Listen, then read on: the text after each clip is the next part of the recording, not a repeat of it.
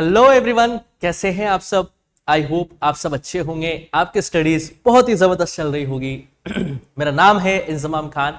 स्वागत करता हूं आपका अनअकैडमी के शानदार प्लेटफॉर्म पे।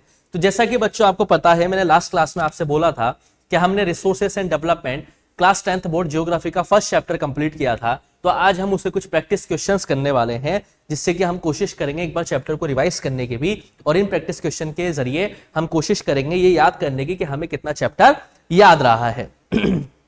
तो आज हम रिसोर्सेस एंड डेवलपमेंट क्या करने वाले हैं बेटा, कुछ क्वेश्चंस प्रैक्टिस करने वाले हैं, जिसके थ्रू हम चैप्टर को भी रिवाइज करने की कोशिश करेंगे। क्लियर है बेटा। चलिए तो पहला सवाल देखते हैं बिना देरी के। ठीक है, the process of planting trees in large numbers to increase forest cover is known as. वो क्या प्रोसेस होता है जिसमें पेड़ों को ग्रो किया जाता है लार्ज नंबर में, ताकि फॉरेस्ट एरिया को बढ़ाया जा सके। देखिए, एक होता है बेटा डिफोरेस्टेशन, जिसमें जंगलों को काटा जाता है इंडस्ट्रीज को सेटअप करने के लिए, अर्बनाइजेशन को बढ़ाने के लिए, इंडस्ट्रियलाइजेशन को बढ़ाने के लिए। और एक प्रोसेस होता है जो उसी का काउंटर होता है, जिसमें पेड़ों को ग्रो किया जाता है ताकि एक लार्ज फॉरेस्ट एरिया को कवर किया जा सके, और ग्लोबल वार्मिंग जो होती है और जो कार्बन डाइऑक्साइड बढ़ती जा रही है एनवायरमेंट में, उसे कम किया जा सके। तो क्या है सर, एफोरेस्टेशन है क्या, रेफोरेस्टेशन है क्या, डिफोरेस्टेशन है क्या, और डेजर्टिफिकेशन है क्या। तो इस प्रोसेस को हम क्या बोलते हैं बच्चों, इस प्रोसेस को हम क्या बोलते हैं बेटा, एफोरेस्टेशन बोलते हैं। एफोरेस्टेशन मतलब ज्यादा से ज्यादा लार्ज नंबर में पेड़ों को ग्रो करना, ताकि फॉरेस्ट कवर को बढ़ाया जा सके, और जितना बढ़िया फॉरेस्ट कवर बढ़ेगा उतना ही ज्यादा ग्लोबल वार्मिंग कम होती जाएगी, कार्बन डाइऑक्साइड का जो मात्रा है एनवायरमेंट के अंदर वो कम होती जाएगी, और एनवायरमेंट अपने आप को रिट्रीट करता जाएगा। क्लियर है बच्चों, पहला सवाल समझ में आया। चलिए दूसरे सवाल की तरफ बढ़ते हैं। दूसरा सवाल क्या बोल रहा है बेटा, sustainable development aims at. Sustainable development का मेन ऑब्जेक्टिव क्या होता है। देखो बेटा, सस्टेनेबल डेवलपमेंट आखिर होता क्या है। Development should take place without damaging the environment, यानी कि डेवलपमेंट तो होना चाहिए लेकिन बिना पर्यावरण को नुकसान पहुंचाए बिना। और क्या होता है सर, और यह भी होता है बेटा कि प्रेजेंट की नीड भी पूरी हो जाए और फ्यूचर की जनरेशंस को भी कॉम्प्रोमाइज नहीं किया जाए। जैसे मुझे प्यास लग रही है तो मैंने पानी भी पी लिया, लेकिन पानी को वेस्ट नहीं किया, उसे हमने भविष्य की जनरेशन के लिए भी क्या कर दिया है, छोड़ दिया है। उसे हम क्या कहते हैं बेटा, सस्टेनेबल डेवलपमेंट कहते हैं। ये एक वो प्रोसीजर है बेटा जो ग्लोबल लेवल पे अपनाया जा रहा है बेटा, एनवायरमेंट को कंजर्व करने के लिए, रिसोर्सेस को कंजर्व करने के लिए, सस्टेनेबल डेवलपमेंट। देखते हैं पहला क्या है, मैक्सिमाइजिंग रिसोर्सेज कंजप्शन। नहीं, रिसोर्सेज कंजप्शन ज्यादा करोगे तो उससे तो क्या होगा, बल्कि और नुकसानदायक होगा। Reducing economic growth, sustainable development से इकोनॉमिक ग्रोथ रिड्यूस होती है। नहीं, बिल्कुल इससे तो बढ़ती है। Meeting the needs of the present without compromising future generation. ये बिल्कुल सही है बेटा कि प्रेजेंट की नीड्स भी पूरी हो जाए बिना फ्यूचर की नीड्स को कॉम्प्रोमाइज किएगा ना। तो इसका राइट आंसर क्या होगा बेटा, सी होगा, क्योंकि डी भी नहीं है। एक्सप्लॉइटिंग नेचुरल रिसोर्सेस इंडेफिनेटली, ये भी नहीं है। तो इसका राइट आंसर क्या होगा बेटा, इसका राइट आंसर होगा बेटा सी। क्लियर है बेटा आप सबको। तो इसका राइट आंसर क्या रहने वाला है बेटा, इसका राइट आंसर रहने वाला है सी। चलिए अब हम बढ़ते हैं अपने तीसरे नंबर की क्वेश्चन की तरफ। Which one of the following type of resources iron ore. Iron ore कौन सा रिसोर्स है, रिन्यूएबल है, बायोटिक है, फ्लो है, या नॉन रिन्यूएबल है। देखते हैं बेटा, आयरन ओर, आयरन ओर मतलब आयरन का कच्चा फॉर्म। देखिए, आयरन को दोबारा बनाया जा सकता है क्या बेटा, नहीं बनाया जा सकता। आयरन क्या है बेटा, लॉजिक सी बात है। किस तरह का आयरन ओर है भाई, बायोटिक, जिसके अंदर जान होती है, तो बायोटिक नहीं हो सकता, आयरन ओर के अंदर जान है ही नहीं। फ्लो भी नहीं हो सकता, रेगुलर मिल रहा है, कब भी खत्म हो जाए। रिन्यूएबल भी नहीं है, आयरन ओर को दोबारा नहीं बनाया जा सकता। तो राइट आंसर क्या हो जाएगा बेटा हमारा, नॉन रिन्यूएबल। आयरन ओर कैसा रिसोर्स होता है बेटा हमारा, नॉन रिन्यूएबल रिसोर्स होता है। सिंपल सा लॉजिक है, इसमें कोई दिक्कत वाली बात आपको नहीं होनी चाहिए। फोर्थ वाला हम क्वेश्चन देखते हैं बेटा, land that is left uncultivated for more than 5 agriculture years. ये ध्यान रखना है आपको, मोर देन 5 एग्रीकल्चर ईयर्स। एक जमीन का एक ऐसा हिस्सा जिसे 5 सालों से ज्यादा पीरियड के लिए अनकल्टिवेटेड छोड़ा गया है, उसे हम क्या कहते हैं। देखिए बेटा, हमने क्या क्या पढ़ा था बेटा, लैंड का यूटिलाइजेशन 3 तरीके से किया जा सकता है।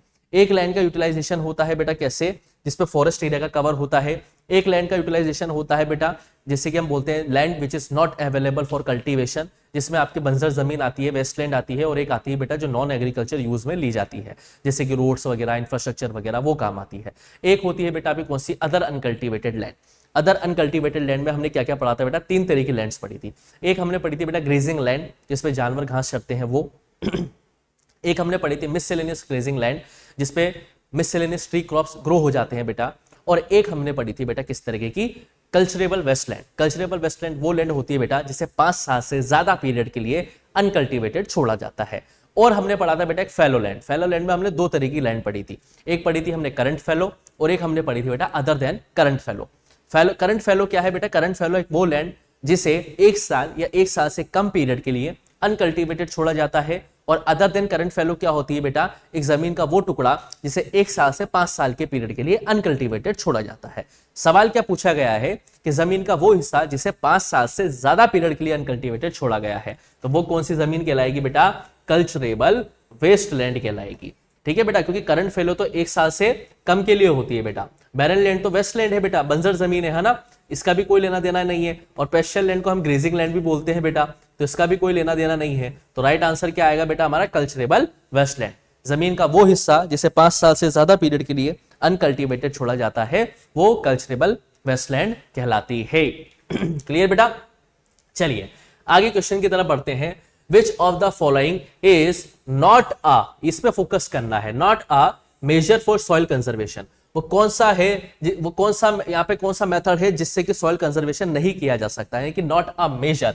देखिए स्ट्रिप क्रॉपिंग क्या होती है, जैसा कि मैंने आपको बताया था बेटा, ये जमीन का एक टुकड़ा है, इसमें हम क्या करते हैं, इस वाले पेज पे घास उगा देते हैं, फिर यहाँ पे हम कल्टीवेशन करते हैं, फिर इस वाले पेज पे हम क्या करते हैं, घास उगा देते हैं, फिर हम यहाँ पे कल्टीवेशन करते हैं, फिर इस वाले पेज पे हम क्या कर देते हैं, घास उगा देते हैं। ऐसे ग्रास की क्या कर देते हैं बेटा, स्ट्रिप्स को ग्रो किया जाता है, जिससे विंड जो आती है बेटा, जो विंड का फ्लो होता है या इधर से आने वाली जो विंड होती है बेटा, उनका जो फ्लो होता है वो क्या होता है बेटा, डिस्टर्ब होता है। इससे क्या होता है बेटा, सॉइल का इरोजन कम होता है। तो ये तो मेथड है बेटा, ये तो मेथड है बेटा स्ट्रिप क्रॉपिंग का, बिल्कुल है। ठीक है, टेरेस कल्टीवेशन क्या होती है बेटा, हमने टेरेस कल्टीवेशन को भी समझा था। एक बार हम टेरेस कल्टीवेशन को भी समझते हैं बेटा कि टेरेस कल्टीवेशन क्या होती है। ठीक है, कहां चला गया ये? चलिए एक बार हम टेरेस कल्टीवेशन को भी समझते हैं बेटा। ठीक है,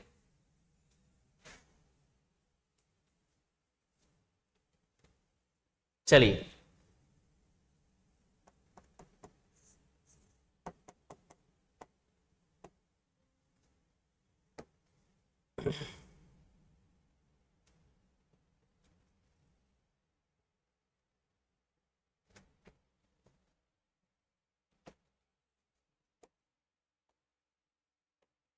चलिए और अब हम एक टेरेस कल्टीवेशन को समझते हैं। टेरेस कल्टीवेशन क्या होता है बेटा, जिसमें पहाड़ों पे ऐसे स्लोप बना दिए जाते हैं बेटा, जिससे क्या होता है, विंड और वाटर का जो फ्लो होता है वो क्या नहीं हो पाता है बेटा, वो क्या हो जाता है, डिस्टर्ब हो जाता है। इससे सॉइल इरोजन कम हो पाता है, वो भी ठीक है।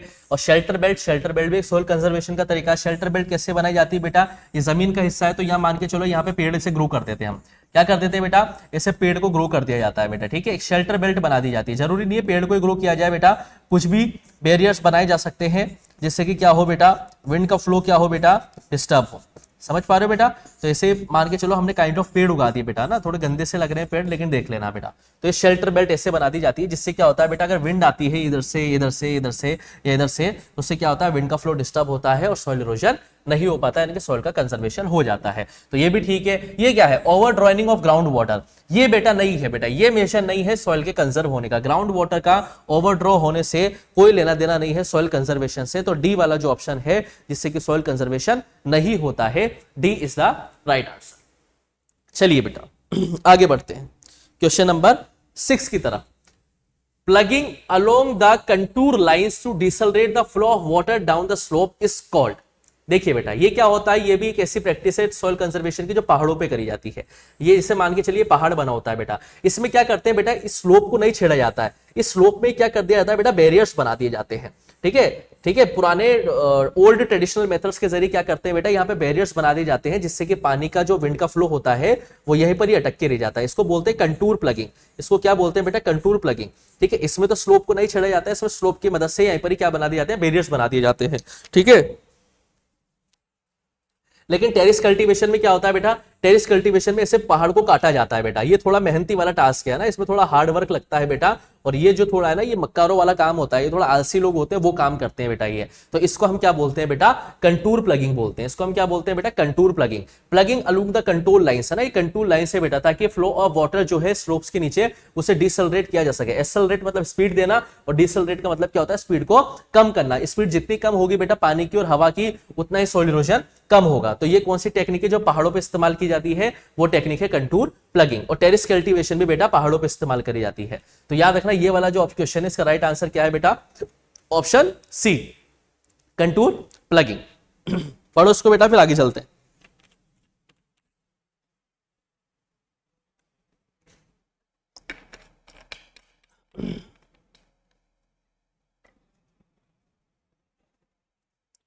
चलिए बेटा 7 क्वेश्चन देखते हैं बेटा, क्या लिखा हुआ है।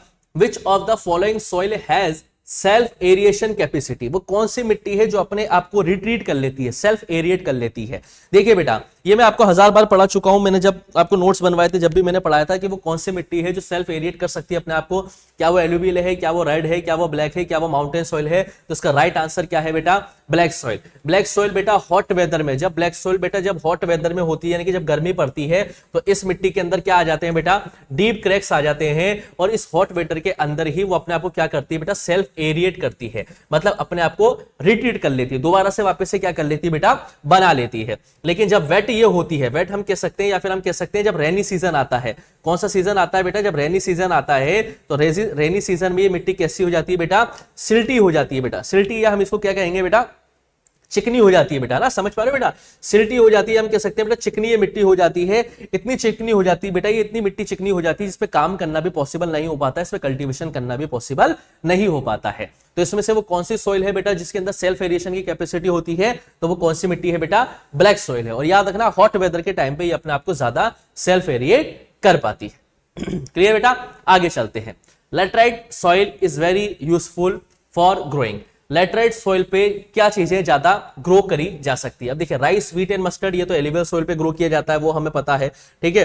Pulses, sugar cane, raisin, tea, coffee and calcium nut. तो लैटराइट सॉइल कहां पे पाई जाती है बेटा, later which means brick, brick है ना, जो रफ होती है बेटा। Laterite word red comes from the Latin word later which means brick. एक रफ सॉइल होती है बेटा, हाई टेम्परेचर और हाई रेनफॉल वाले रीजन में हमें देखने को मिलती है, यानी कि डेक्कन प्लेट्यू और सर्दर्न इंडिया में ये हमें देखने को ज्यादा मिलती है। कौन सी सॉइल बेटा, लेटराइट सॉइल। और रेगुलर बारिश की वजह से, हाई रेनफॉल की वजह से इस मिट्टी के अंदर इंटेंस लीचिंग वाला प्रोसीजर भी हमें देखने को मिलता है कि लगातार इस मिट्टी का जो होता है बेटा, वो उसकी टॉप लेयर जो है वो लगातार क्या होती रहती है बेटा, बहती रहती है आगे, तो इसकी फर्टिलिटी भी कम पाई जाती है और उसके अंदर ह्यूमस भी कम पाया जाता है।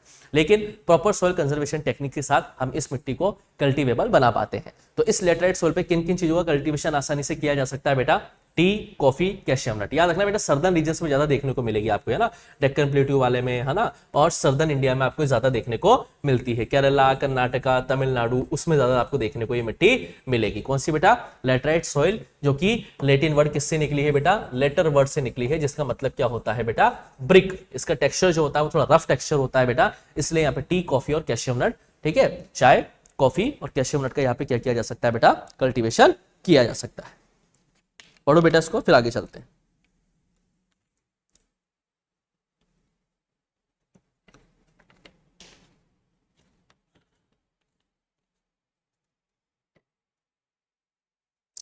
चले बेटा आगे, चलिए क्वेश्चन नंबर 9 की तरफ बढ़ते हैं। Which of the following is not important for soil formation. Soil का फॉर्म करने के लिए इनमें से कौन सा फीचर जो है इंपॉर्टेंट नहीं है। क्या वो रिलीफ फीचर है, जैसे हमारी टोपोग्राफी होती है ना, माउंटेन्स, है ना, माउंटेन्स इसमें आ जाते हैं बेटा, प्लेट्यूज, ठीक है, और प्लेन्स, ये क्या कहलाते हैं, रिलीफ फीचर्स कहलाते हैं, टोपोग्राफी। पेरेंट रॉक क्या होती है बेटा, अपर मोस्ट रॉक होती है बेटा। क्लाइमेट, क्लाइमेट का भी बहुत इंपॉर्टेंट रोल होता है बेटा सॉइल के फॉर्मेशन के लिए। तो रिलीफ फीचर ये तो होता है बेटा, पेरेंट रॉक ये भी होता है, क्लाइमेट भी होता है। ड्यूरेशन ऑफ द डे, दिन की ड्यूरेशन से कोई लेना देना नहीं होता है बेटा, दिन की ड्यूरेशन से कोई लेना देना नहीं होता है बेटे सॉइल के फॉर्मेशन का। तो सॉइल फॉर्मेशन में कौन सा इसमें से इंपॉर्टेंट नहीं है, तो वो क्या है बेटा, duration of a day. Duration of a day यानी कि दिन का अंतराल का कोई लेना देना नहीं होता है बेटा सॉइल फॉर्मेशन का। तो इसका राइट आंसर क्या आएगा बेटा, duration of a day. Clear बेटा, समझो इसको, फिर आगे चलते हैं।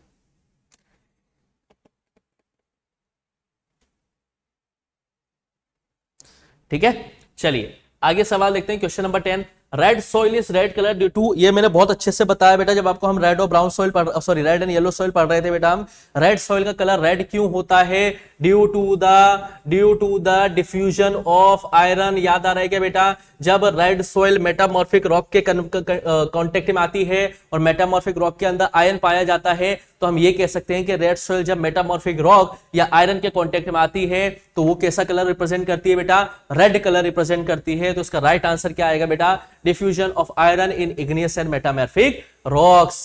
रेड कलर कब शो करती है बेटा, जब वो आयरन के साथ मिंगल करती है, यानी कि मेटामॉर्फिक रॉक के अंदर जो आयरन पाया जाता है उसके साथ जब वो अपना कांटेक्ट लाती है तो रेड कलर सॉइल जो है रेड कलर में दिखती है। और साथ के साथ ये भी याद रख लेना कि येलो कलर कब शो करती है बेटा, yellow colour shows when it comes in hydrated form. Yellow colour shows when it comes in hydrated form, यानी कि जब ये गीली हो जाती है तो ये मिट्टी कैसा कलर शो करती है बेटा, येलो कलर शो करती है। कैसा शो करती है बेटा, येलो कलर, हाइड्रेटेड फॉर्म, यानी कि बारिश हो रही होती है या इसे गीला जब किया जाता है, जब इसे वेट किया जाता है तो हाइड्रेटेड फॉर्म में ये कैसा कलर शो करती है बेटा, येलो कलर शो करती है।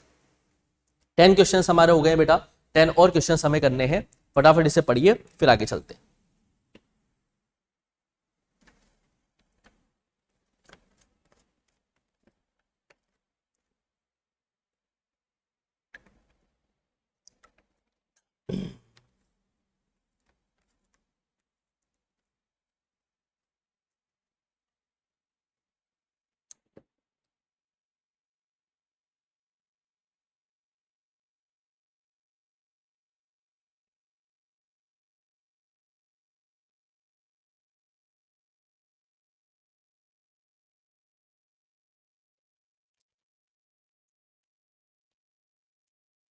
क्लियर है बेटा, चलिए आगे चलते हैं। ठीक है, चलिए आगे चलते हैं बेटा, आगे और क्या क्वेश्चन से देखते हैं। 11 क्वेश्चन देखते हैं बेटा। The main cause of land degradation in Punjab, Haryana and western Uttar Pradesh. देखिए पंजाब में भी बेटा खेती बाड़ी बहुत ज्यादा करी जाती है, हरियाणा में भी बेटा आपको कल्टीवेशन बहुत देखने को मिलेगा, और वेस्टर्न उत्तर प्रदेश में भी आपको कल्टीवेशन बहुत देखने को मिलेगा, क्योंकि ये प्लेन एरियाज है। ये कैसे एरियाज है बेटा, टोपोग्राफी के पॉइंट ऑफ व्यू से प्लेन एरियाज है, तो यहाँ पे कल्टीवेशन ज्यादा होता है। तो जिस जमीन पे कल्टीवेशन ज्यादा होगा तो उसमें लैंड डिग्रेडेशन का मेन कॉज क्या होगा, माइनिंग? नहीं बेटा, माइनिंग तो वहां पे मेन कॉज होता है लैंड डिग्रेडेशन का जहां पे इंडस्ट्रीज ज्यादा होती है। इंडस्ट्री ज्यादा कहां पे, झारखंड, छत्तीसगढ़, उड़ीसा। ठीक है, ओवर ग्रेजिंग भी कहां पे, और ओवर इरिगेशन, ओवर ग्रेजिंग भी कहां पे होगा बेटा, ओवर ग्रेजिंग वहां पे ज्यादा होता है बेटा जहां पे जानवर ज्यादा पाए जाते हैं, जैसे राजस्थान में बहुत ज्यादा जानवर पाए जाते हैं, और गुजरात। ठीक है, तो ये भी एक लैंड डिग्रेडेशन का कारण नहीं होगा पंजाब, हरियाणा और वेस्टर्न उत्तर प्रदेश में। पंजाब, हरियाणा, वेस्टर्न उत्तर प्रदेश में बेटा कल्टीवेशन ज्यादा किया जाता है, तो यहां पे जो लैंड डिग्रेड हो रही है वो किस वजह से हो रही है बेटा, ओवर इरिगेशन की वजह से। ज्यादा सिंचाई कर देने से मिट्टी के अंदर सैलिनिटी बढ़ जाती है, यानी कि मिट्टी के कंकरों के अंदर खारापन बढ़ जाता है, जिससे कि लैंड डिग्रेड होना शुरू हो जाती है। तो इसका राइट आंसर क्या होगा बेटा, ऑप्शन बी कि पंजाब, हरियाणा और वेस्टर्न उत्तर प्रदेश में लैंड डिग्रेड होने का मेन कारण क्या है बेटा, ओवर इरिगेशन है। क्लियर बेटा, चलिए 12 क्वेश्चन देखते हैं बेटा। In which of the following states mining has caused severe land degradation. अभी जस्ट थोड़ी देर पहले बताया है वो कौन से स्टेट्स हैं जिसमें लैंड डिग्रेडेशन किसकी वजह से होती है बेटा, माइनिंग की वजह से होती है। गुजरात में तो किसकी वजह से होती है बेटा, ओवर ग्रेजिंग की वजह से होती है, क्योंकि वहां पे जानवर ज्यादा पाए जाते हैं बेटा। ठीक है, उत्तरांचल और केरला में बेटा कल्टीवेशन ठीक ठाक हो जाता है, लेकिन यहाँ पे भी ओवर इरिगेशन होता है। माइनिंग की वजह से सीवियर लैंड डिग्रेडेशन कहां पे पाया जाता है, माइनिंग की वजह से। तो कहां पे पाया जाएगा बेटा माइनिंग की वजह से लैंड डिग्रेडेशन, जहां पे सबसे ज्यादा इंडस्ट्रीज होगी, जहां पे सबसे ज्यादा इंडस्ट्रीज होगी वहां पे माइनिंग की वजह से लैंड डिग्रेडेशन पाया जाएगा। झारखंड, छत्तीसगढ़, ठीक है, छत्तीसगढ़ और उड़ीसा, ये वो बेल्ट है जहां पे बेटा ज्यादा इंडस्ट्रीज है, और जहां पे ज्यादा इंडस्ट्रीज होगी वहां पे माइनिंग की वजह से लैंड डिग्रेडेशन होगा। तो इसका राइट आंसर क्या है बेटा, झारखंड। झारखंड जो कि बिहार से अलग हुआ था, झारखंड के अंदर एक जगह आती है रांची, जहां से हमारे 07 वाले प्लेयर यानी कि महेंद्र सिंह धोनी, जो कि पूर्व कप्तान रह चुके हैं भारत देश के या भारत टीम के, इंडियन टीम के, वो भी रांची झारखंड से ही बिलोंग करते हैं। झारखंड जो है बेटा पहले बिहार का हिस्सा था, लेकिन बाद में बिहार से अलग होकर झारखंड अलग एक राज्य बन गया है। क्लियर बेटा, चलिए 13 क्वेश्चन क्या है बेटा, area sown more than once in an agriculture year. जमीन का एक ऐसा हिस्सा जिसमें साल में एक से ज्यादा बार कल्टीवेशन किया गया है, प्लस नेट सोन एरिया क्या होता है, बच्चे को पता है, बार बार बता चुका हूं। इसका आंसर क्या है बेटा, ग्रॉस क्रॉप्ड एरिया है। जमीन का वो हिस्सा जिसमें साल में एक से ज्यादा बार कल्टीवेशन किया गया है, प्लस नेट सोन एरिया को अगर हम जोड़ते हैं तो हमें क्या मिलता है बेटा, ग्रॉस क्रॉप्ड एरिया मिलता है। तो इसका राइट आंसर क्या है बेटा, ऑप्शन डी। चलिए, resources that take long geological time for their formation are called. वो कौन से रिसोर्सेस होते हैं जिन्हें अपने फॉर्मेशन होने में या बनने में एक बहुत लंबा समय लगता है। बहुत लंबा समय को हम कह सकते हैं मिलियंस ऑफ ईयर्स लग जाते हैं। कितने लग जाते हैं बेटा? मिलियंस ऑफ ईयर्स लग जाते हैं अपने आप को दोबारा फॉर्म करने में। वो कौन से रिसोर्सेस होते हैं बेटा? नॉन रिन्यूएबल रिसोर्सेस होते हैं बेटा, क्योंकि रिजर्व को तो रिजर्व करके रखा जा रहा है फ्यूचर के जनरेशन के लिए। रिन्यूएबल रिसोर्सेस वो रिसोर्सेस होते हैं जिन्हें दोबारा रिन्यू किया जा सकता है। कम्युनिटी रिसोर्सेस वो रिसोर्सेस होते हैं जिन्हें कम्युनिटी मिलकर यूज करती है। तो वो कौन से रिसोर्सेस हैं जिन्हें काफी लंबा टाइम लगता है अपने आप को फॉर्म करने में? तो वो कौन से रिसोर्सेस है बेटा? Non renewable resources. इसमें अपने सारे मेटल्स आ जाते हैं बेटा ना, सारे मेटल्स आ जाते हैं, इसमें अपने सारे मिनरल्स आ जाते हैं। इनको दोबारा बनने में क्या लगता है बेटा? बहुत ज्यादा समय लगता है, इसलिए इन्हें हम नॉन रिन्यूएबल रिसोर्सेस की कैटेगरी में इंक्लूड करते हैं। क्लियर है क्या बेटा? चलिए 15th क्वेश्चन देखते हैं बेटा, हमारा क्या है? Materials in the environment which have the potential to satisfy human needs. वो मिनरल्स जो एनवायरमेंट में अवेलेबल है और उनके पास पोटेंशियल है कि वो ह्यूमन बीइंग की नीड को सेटिस्फाई कर सकते हैं, but human beings do not have appropriate technology. लेकिन ह्यूमन बीइंग के पास एप्रोप्रिएट टेक्नोलॉजी नहीं है, यानी कि लैक ऑफ टेक्नोलॉजी है, हमारे पास टेक्नोलॉजी नहीं है, इस वजह से हम रिसोर्सेज का इस्तेमाल नहीं कर पा रहे हैं। तो ये कौन से रिसोर्सेज हैं देखते हैं बेटा। पोटेंशियल रिसोर्सेज क्या होते हैं बेटा? पोटेंशियल रिसोर्सेज वो रिसोर्सेज होते हैं बेटा जो फुल्ली पोटेंशियली के साथ यूटिलाइज नहीं किए जा रहे हैं due to the lack of capital. Lack of capital की वजह से पोटेंशियल रिसोर्सेज जितने इस्तेमाल किए जाने चाहिए उतने इस्तेमाल नहीं किए जा रहे हैं। लेकिन यहां पे टेक्नोलॉजी की बात हुई है, तो ये तो आंसर नहीं होगा। डेवलप्ड रिसोर्सेज तो वो रिसोर्सेज होते हैं जिनकी जितनी क्वालिटी और क्वांटिटी हमारे पास अवेलेबल है उतना हम इस्तेमाल कर रहे हैं, तो ये भी आंसर नहीं होगा। रिजर्व्स क्या होते हैं बेटा? रिजर्व्स वो रिसोर्सेज होते हैं जो हमारे पास अवेलेबल है और जिसको इस्तेमाल करने की टेक्नोलॉजी भी हमारे पास अवेलेबल है, लेकिन हम इस्तेमाल नहीं कर रहे हैं, हम रिजर्व करके रख रहे हैं फ्यूचर की जनरेशन के लिए, तो ये भी आंसर नहीं होगा। तो बचा क्या बेटा? स्टॉक। स्टॉक वो रिसोर्सेज होते हैं बेटा जिनके अंदर पोटेंशियल है हमारी नीड को सेटिस्फाई करने का, जैसे हाइड्रोजन जो पाई जाती है वाटर के अंदर, H2O हाइड्रोजन जो पाई जाती है उसको एक रिच सोर्स ऑफ एनर्जी की तरह इस्तेमाल किया जा सकता है, लेकिन हमारे पास टेक्नोलॉजी नहीं है उसको इस्तेमाल करने का, इसलिए ये रिसोर्स कौन से रिसोर्स कहलाते हैं बेटा? स्टॉक कहलाते हैं। और एग्जांपल क्या आ जाएगा बेटा इसके अंदर? एग्जांपल आ जाएगा बेटा हाइड्रोजन। क्लियर बेटा?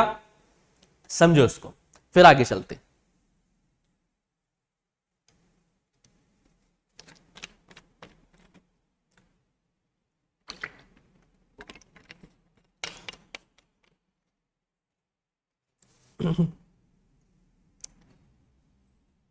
क्लियर है बेटा? 15 क्वेश्चन मजा आ रहा है ना? चलिए आगे चलते हैं। 16 क्वेश्चन क्या बताता है? What percentage of our land should be under forest. हमारी जमीन का कितना परसेंट हिस्सा फॉरेस्ट के अंडर में होना चाहिए नेशनल फॉरेस्ट पॉलिसी 1952 के अकॉर्डिंग? तो कितना परसेंट होना चाहिए बेटा? 33% होना चाहिए। नेशनल फॉरेस्ट पॉलिसी जो 1952 के अंदर इंडिया में बनाई गई थी, उसके तहत अगर इंडिया की टोटल 100% लैंड में से 33% एरिया पे अगर फॉरेस्ट है तो इंडिया का इकोलॉजिकल बैलेंस बढ़िया रहेगा।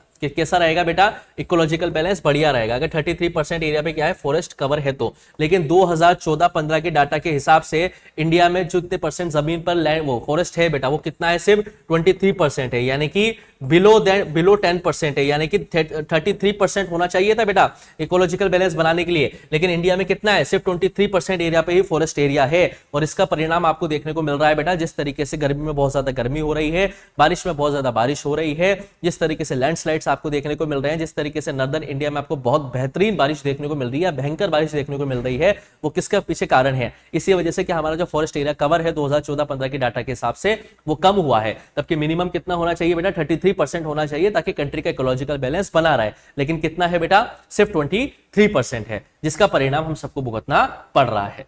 17 क्या है बेटा? In which one of the following states is terrace cultivation practices. वो कौन सी स्टेट्स हैं बेटा जहां पे टेरेस कल्टीवेशन का इस्तेमाल किया जाता है? टेरेस कल्टीवेशन वही बेटा जहां पे स्लोप्स को ऐसे काट दिया जाता है, स्लोप दे दिया जाता है, ये हार्डवर्क वाला काम होता है। और याद रखना ये हिली एरियाज पे ज्यादा किया जाता है। पंजाब प्लेन वाला एरिया है, उत्तर प्रदेश प्लेन वाला एरिया है, हरियाणा प्लेन वाला एरियाज है। उत्तरांचल जिसे हम उत्तराखंड के नाम से भी जानते हैं, ये है पहाड़ी इलाका, और टेरेस कल्टीवेशन हमेशा पहाड़ी इलाकों पे ही प्रैक्टिस किया जाता है। तो इसका राइट आंसर क्या आ जाएगा बेटा? ऑप्शन डी, यानी कि उत्तरांचल। क्लियर है बेटा? चलिए 18 क्वेश्चन की तरफ बढ़ते हैं। What is a resource? Resource क्या होते हैं? Extract from nature? नहीं। Man made product? नहीं। Anything from which product can be manufactured? नहीं। extract from environment, technologically accessible, economically feasible and culturally acceptable. Resources are anything which satisfy human needs, क्योंकि resources society ने हमें free में दिए हैं, nature ने हमें कुछ फ्री में दिए हैं, लेकिन मोस्ट ऑफ द रिसोर्सेस ऐसे हैं जो हमें फ्री में इस्तेमाल नहीं कर सकते, उसमें टेक्नोलॉजी का लगना बहुत जरूरी है। तो resources are anything which satisfy human needs but it is technologically accessible, economy feasible and culturally acceptable. तो इसमें राइट आंसर क्या आएगा बेटा? इसका राइट आंसर आएगा इसका सी। चलते हैं 19 क्वेश्चन की तरफ। क्या लिखा हुआ है? The process of transformation of things available in the environment involves N interactive relationship between nature, technology and institutions. याद आ रहा है बेटा? मैंने एक डायग्राम पढ़ाया था आपको, ऐसे ट्राइंगल बना के बताया था मैंने आपको डायग्राम, जिसमें सेंटर में क्या लिखा हुआ था? सेंटर में लिखा हुआ था ह्यूमन बीइंग, और ह्यूमन बीइंग के बीच में ऊपर क्या लिखा हुआ था? नेचर। नेचर का मतलब क्या है? नेचर का मतलब है पीई। पीई का मतलब फिजिकल एनवायरनमेंट। इधर हमने क्या पढ़ा था बेटा? टेक्नोलॉजी, टेक्नोलॉजी तकनीक, और तकनीक के बाद इधर हमने क्या पढ़ा था बेटा? इंस्टीट्यूशंस। इंस्टीट्यूशंस क्या मतलब इस चार्ट का? कि नेचर से ह्यूमन बीइंग क्या करता है? मिनरल्स को एक्सट्रैक्ट करता है, फिर टेक्नोलॉजी के जरिए से कंज्यूमेबल बनाता है, और फिर इंस्टीट्यूशंस के जरिए से मार्केट में सेल करता है। तो there is an interdependent relationship between nature, technology and institution. Nature से मिनरल को एक्सट्रैक्ट करता है, टेक्नोलॉजी के जरिए इस्तेमाल करने लायक बनाता है, और इंस्टीट्यूशंस के जरिए से क्या करता है बेटा? मार्केट में सर्कुलेट करता है। सो क्या दिखा रहा है ये चार्ट बेटा? There is an independent relationship between, interdependent relationship between nature, technology and institutions. तो इसका राइट आंसर क्या हो जाएगा बेटा? Answer B. और आज का हमारा लास्ट क्वेश्चन क्या है बेटा? Which of these resources are based on ownership. मालिकाना हक के आधार पर इसमें से कौन कौन से रिसोर्सेस हैं? तो मालिकाना हक के आधार पर 4 रिसोर्स होते हैं बेटा। एक है बेटा आपका इंडिविजुअल रिसोर्स, एक ऐसा रिसोर्स जिसपे एक इंडिविजुअल आदमी का हक होता है। दूसरा होता है बेटा आपका कम्युनिटी ओन्ड रिसोर्स, एक ऐसा रिसोर्स जिसपे कम्युनिटी पूरा इस्तेमाल करती है, कम्युनिटी के सभी मेंबर्स को उसमें इस्तेमाल करने का अधिकार होता है। एक तीसरा होता है बेटा नेशनल रिसोर्स। वैसे तो हर रिसोर्स नेशन से बिलोंग करते हैं, लेकिन वाटर का अगर टेरिटरी देखें तो 12 नॉटिकल माइल्स तक जो रिसोर्सेस हैं वो नेशन के कहलाते हैं। और एक लास्ट ओनरशिप के आधार पर होता है इंटरनेशनल रिसोर्सेस। इंटरनेशनल रिसोर्सेज जो बियॉन्ड 200 नॉटिकल माइल्स पे जाते हैं वो सारे इंटरनेशनल वाटर का पार्ट होते हैं, और ये यूनाइटेड नेशन के अंडर में आते हैं। और यहां पे अगर आपको ट्रेडिंग करनी है तो आपको इनसे परमिशन लेनी होगी। तो कौन से इनमें से देखते हैं बेटा? बायोटिक तो नहीं है बेटा, ये तो on the basis of origin है। रिन्यूएबल भी नहीं है, on the basis of exhaustibility है।